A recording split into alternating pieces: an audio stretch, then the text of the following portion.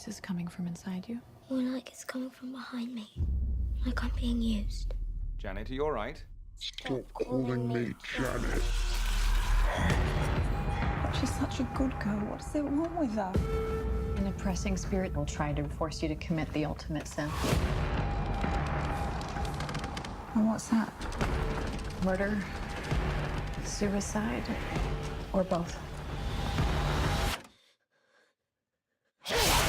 Hi guys, welcome to my review for The Conjuring 2, the new film by James Wan. If you don't know The Conjuring, go see the original movie, then go out and see the second one. This film is directed by James Wan. You might know him from the last Fast and Furious movie, which he directed, but he made a start in the horror realm, originally coming up and directing and making the idea for Saw, and then following that Insidious, and then the wonderful Conjuring.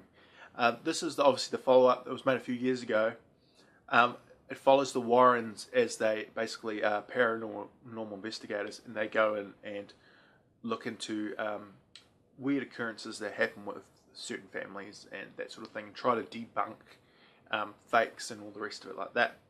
In this story, we follow them again, and this time we're looking into the Enfield case, which was one in England in the 70s. And so, through a series of events, the Warrens get involved into this and are basically going to try and debunk it on behalf of the church.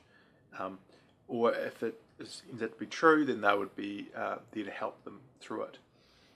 This is a really, really good, scary movie. It relies more on traditional horror tropes than the original Conjuring. But in this context, where James Wan's given a really good budget to work with, some really good actors.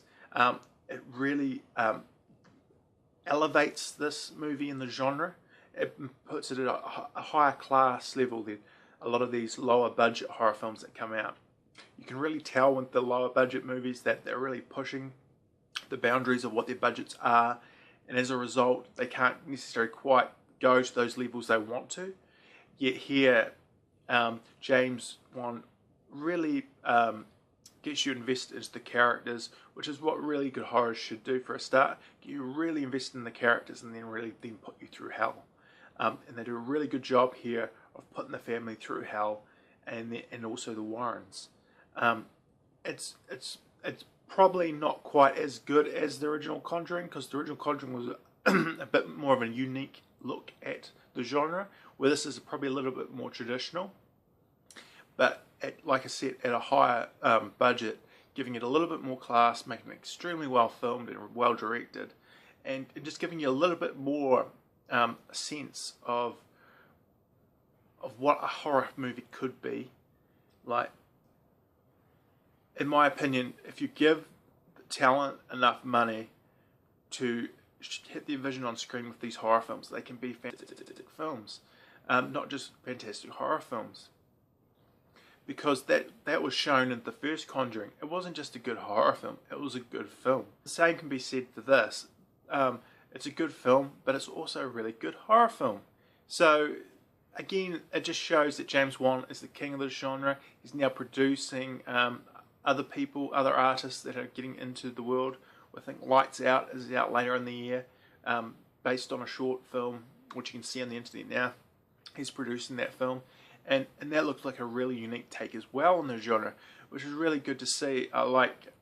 Even though some of this seems a bit more traditional in terms of the plotting and all that, this is based on a true story, and the events are pretty well known, which probably means that a lot of horror films over the years have taken elements from that story and used it in their own, which probably doesn't quite make it as fresh as the first Conjuring movie.